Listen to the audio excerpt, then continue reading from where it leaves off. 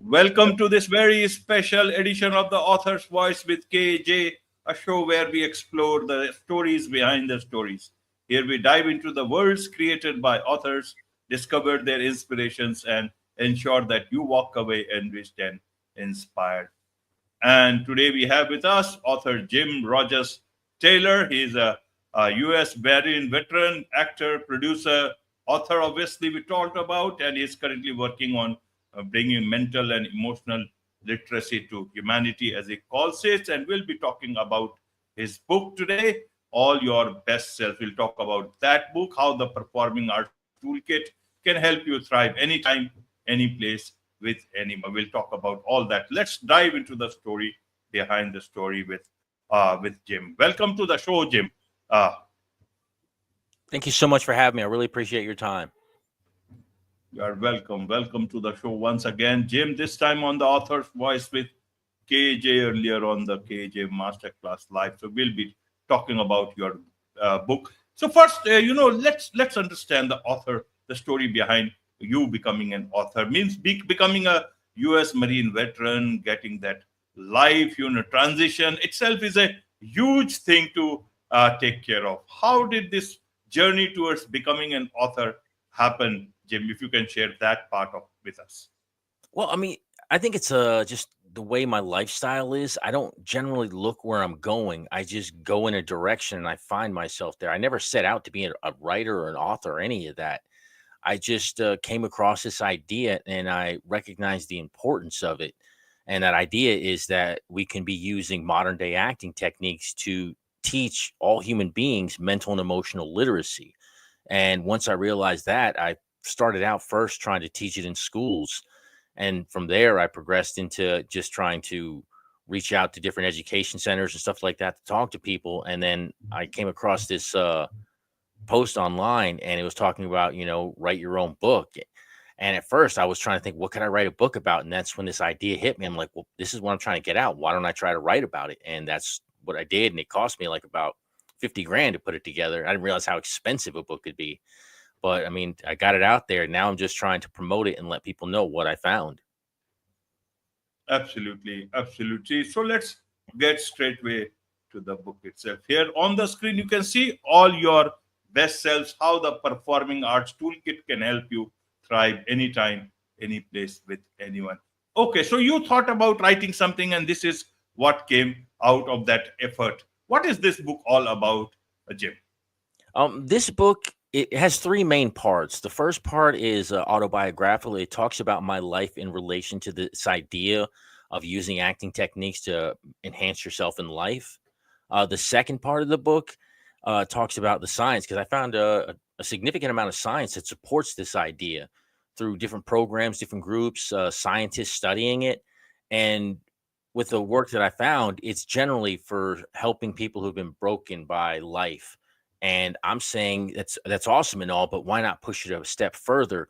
Why wait till people are broken and give them these tools and techniques so they can enhance themselves before they're broken? And the third part of the book is what is I refer to as the intangible toolbox, and that's all the tools and techniques. I have them listed out how we use them as actors, alongside how you can use them in everyday life.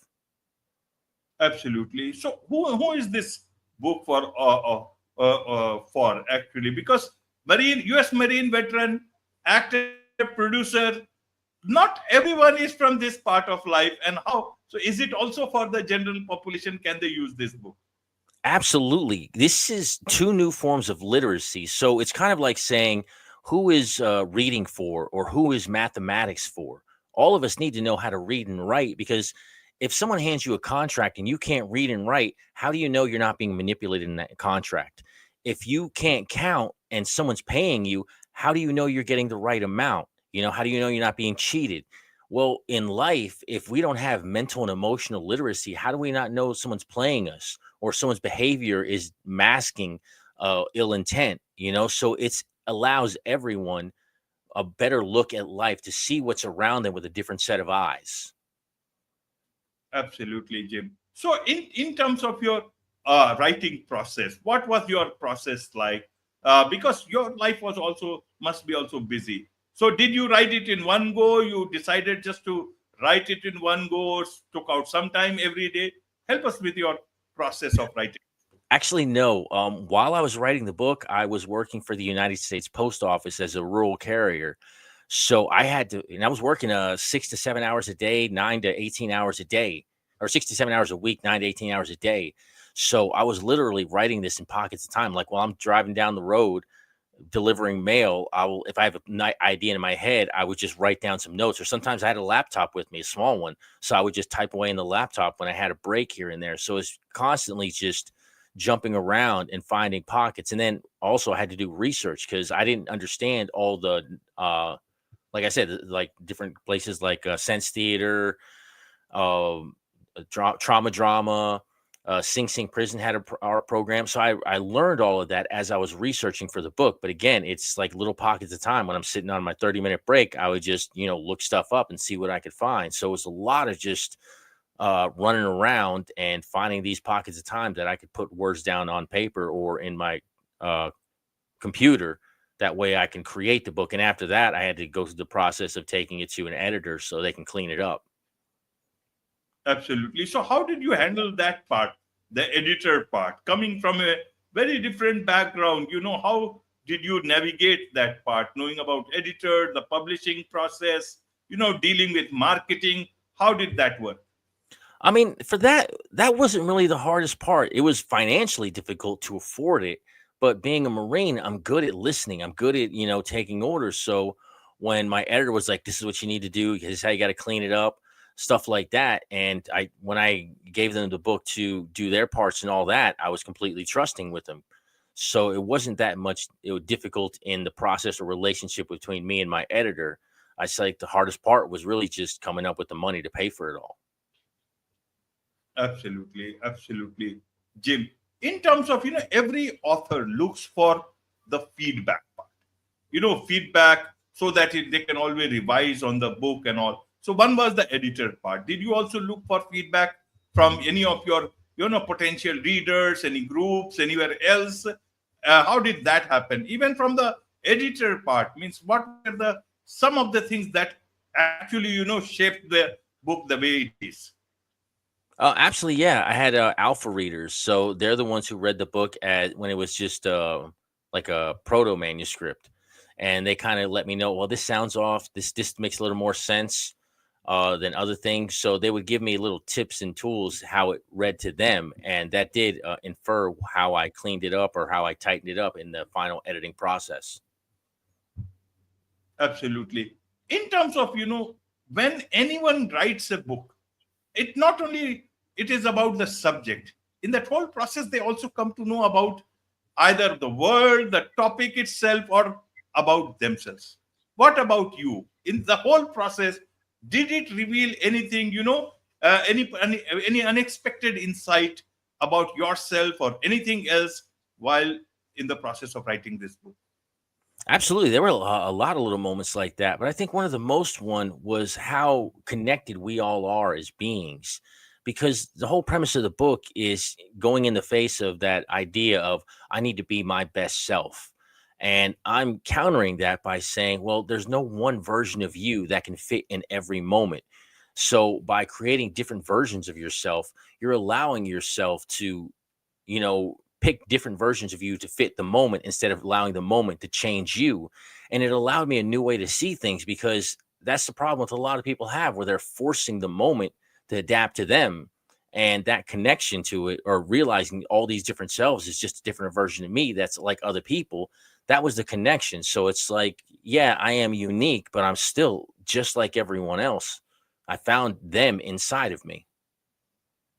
Right. Any key challenges, that you faced during the writing of this book, Jim?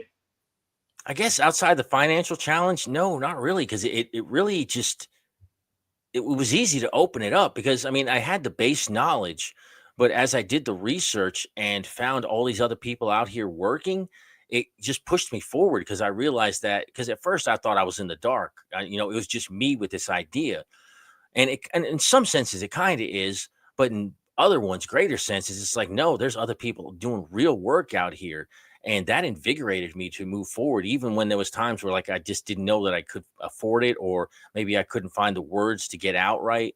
So when I found these people doing that work, I'm like, they're doing it, they're out here charging. So it helped propel me forward. Absolutely. You are, if I understand, this is your first book. What Yeah. about, what about anything else? Anything else in the pipeline in terms of book? Any project, any other project that you want the world to know about? Yeah, I have an idea for a second book, but this idea I call a culture engine, which is basically taking the American corporation and reinventing it in a way to help the needs of the many, not the needs of the few. And there's like a whole education system that goes along with it, uh, a way we can grow and develop ourselves using this first book. So the first book is like the first step. The culture engines is the next step, and it's basically on a goal to rework society in a new way to help us move into the future. Absolutely. Absolutely. So, in a nutshell, uh, Jim, what is it that what are key insights, message that you want readers of this book to take away with themselves? I think the main insight is that we are on the cusp, and we see it a lot. People talking about mental and emotional literacy. We're on the cusp of gaining those two new forms. It's just we don't have a system. And what I'm saying is these tools and techniques, it's kind of like if nobody could read in the world and I was presenting a dictionary, vocabulary, sentence structure, like the whole 9 yards. That's what I want people to understand this is for mental and emotional literacy. This is all the bells and whistles, the little pieces that will allow you to learn yourself in a new way and to grow and develop yourself into many different directions that will allow you to be enhanced in all your efforts in life. Absolutely. Absolutely, Jim. There is much to learn from you about life, about learning, and about everything else from this book. So, what is it? A lot of people would want to connect with you, learn from you about all this. What is the best way for them to do so, Jim? I think the easiest ways is go to my website. First of all, it's www.tbcenterprises.com. That's TBC like Tango Bravo Charlie. You can see videos on there. I'm reworking the whole, I'm rebranding it all as the Me Literacy Project. ME will be mental and emotional. So it's the mental and emotional literacy project. I'm having trouble because, like I said, this is not something that I know how to do. So I'm kind of guessing my way through it. I also have videos on there that talk about other things, and you can connect to, if you can, there's a contact me. So you can go to my website and send me an email. There's also my socials. I operate under Soy Candy, SOICANDIE. You can find me on Facebook, YouTube, LinkedIn, I think anywhere else, Blue Sky, and TikTok right now. Like again, social media is not my thing. So again, I'm just tiptoeing my way through it, trying to figure out how to make it work. But those are the easiest ways to get a hold of me. Absolutely. Absolutely. With this, it's a wrap on this very special edition of the Author's Voice with KJ. Thank you so much indeed for I joining. appreciate your time. Thank you so much, KJ.